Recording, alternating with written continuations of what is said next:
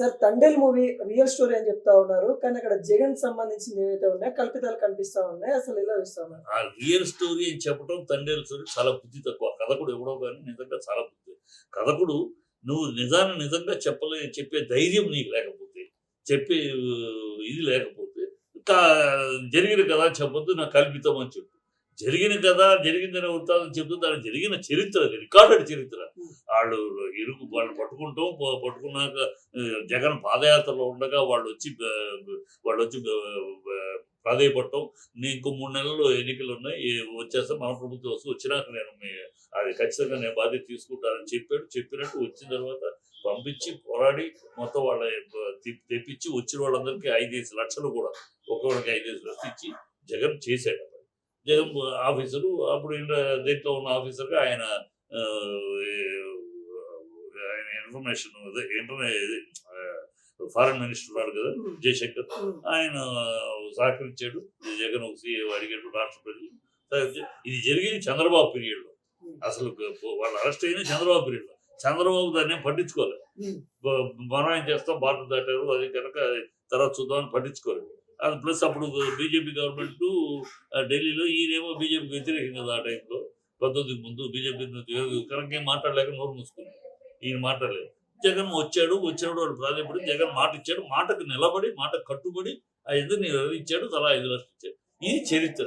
ఈ చరిత్రని నువ్వు చెప్పడానికి జగన్ వల్ల జరిగింది, జగన్ సీఎంగా ఉన్నప్పుడు జరిగింది చెప్పడానికి నీకు ధైర్యం లేకపోతే, చెప్పడానికి నువ్వు భయపడితే, ఇంకెవరికో భయపడి జగన్ పేరు చెప్తే వాళ్ళకి కోపం వస్తే, నిజం చెప్పడానికి భయపడితే ఆ కథకుడిని మనిషిని ఏమన్నా కథకుడిని ఇంత అబద్ధాన్ని చెప్తారు, ఒక నిజాన్ని చెప్పడానికి ధైర్యం లేని నువ్వు కథకుడు ఎట్లా అవుతాడు?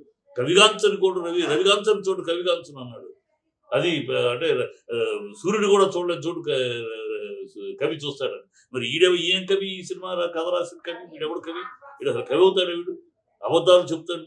ఒరిజినల్ జరిగింది కదా జరిగింది చెప్పలేకపోతే కల్పితము, ఇది ఈ సన్నివేశాలన్నీ కల్పితము అని చెప్పు.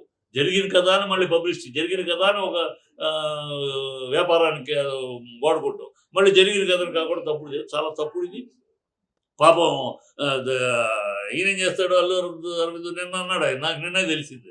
నిజమే, అల్లు అరవింద్కి ఆయనకి ఇంత కథ తెలియదు, ఏదో కథ విన్నాడు, ఏదో బాగుంది అనుకున్నాడు, విన్నాడు, అందుకని దీంట్లో వెనకాల చరిత్ర ఏంటి, దీని జరిగింది ఏంటి, ఏమి ఆయన చెప్పుండ్రు. ఆయన పెద్దగా దాని మీద సినిమా విషయాల్లో అయితే ఈయన మొత్తం అవగాహన మొత్తం ఆసోపడి పట్టుకుంటాడు. కానీ సినిమా విషయాల్లో ఈ మిగతా విషయాల్లో పెద్ద అంతగా పెద్ద తలదూర్చే వ్యవహారం కాదు కనుక రాజకీయాలకు ఏం జరిగింది, ఎప్పుడు జరిగింది ఆయనకి మొన్న తెలిసింది, దాని మీద వాళ్ళని కలుస్తాము అని అన్నారు.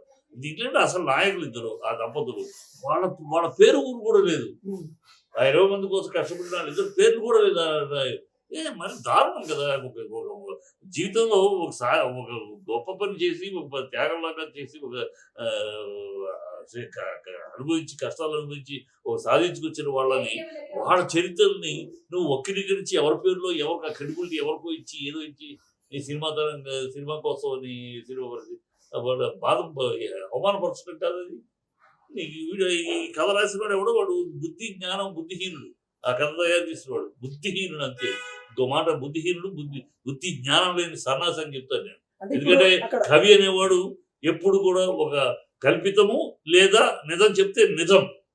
వీడు కవి కాదు, వీడు కపి. ఆ కథ తయారు చేసినవాడు. అంటే అక్కడ అధికారంలో కూటమి ఉంది కాబట్టి అక్కడ జగన్ ని హైలైట్ చేస్తే మళ్ళీ అక్కడ కూటమి వాళ్ళు ఎవరైనా అడ్డుకుంటారేమో ఆరోపణ. ఇక్కడ హైలైట్ చేయటం ఏంటి, అప్పుడు చెయ్యింది చెబితే హైలైట్ చేయటం, చేసింది చెబితే ప్రభుత్వం జగన్ ప్రభుత్వం ఉండగా జరిగింది, అది వాస్తవం. దాన్ని కాదన్న వాళ్ళ ప్రజలకు తెలియదా? శ్రీకాకుళం జిల్లా ప్రజలు అందరికీ తెలుసు. వస్తున్నారు, ఇదేం కదా ఇదేం కదా మమ్మల్ని అవమానించి మమ్మల్ని చేస్తున్నారు, తెలియదు ప్రజలకి. చరిత్ర చెప్పేటప్పుడు చరిత్రగా చెప్పు, జరిగిన కథ అన్నప్పుడు జరిగిన కథగా చెప్పు. దానికి ధైర్యం లేదు, మాకు ఆ పేరు చెప్తే ఉచ్చబొట్లు పడతాయి, మాకు ఎవరి మీద భయము అంటే అసలు కల్పితం అని చెప్పు. సిగ్గుసెర లేకుండా ఇదేం పనులు, సిగ్గుసెర లేకుండా ఒకళ్ళ క్రెడిబిలిటీకి మరొకరికి అప్పచెప్పడం. ఆ సుష్మా స్వరాజ్ కూతురట ఏంటది, సుష్మా స్వరాజ్ కూతురు ఏంటి, ఈ ఇన్సిడెంట్కి ఎపిసోడ్కి సంబంధం ఏంటి? పిచ్చి కారు కూతల్లాగా ఉందంతే. సినిమా బాగుంది, సినిమా మొత్తానికి ఏదో ఆడుతుంది సంతోషం. కానీ అది చాలా 'తండేల్' మూవీ చూసిన వాళ్ళు కూడా అక్కడ ఎవరైతే శ్రీకాకుళం వాళ్ళు ఎవరైతే ఉంటారో వాళ్ళు బయటకు వస్తున్న తరుణం కనబడతా ఉంది. వాళ్ళు కూడా విమర్శిస్తా ఉన్నారు. ఆ విమర్శను ఎలా చూస్తాం? తప్పదు.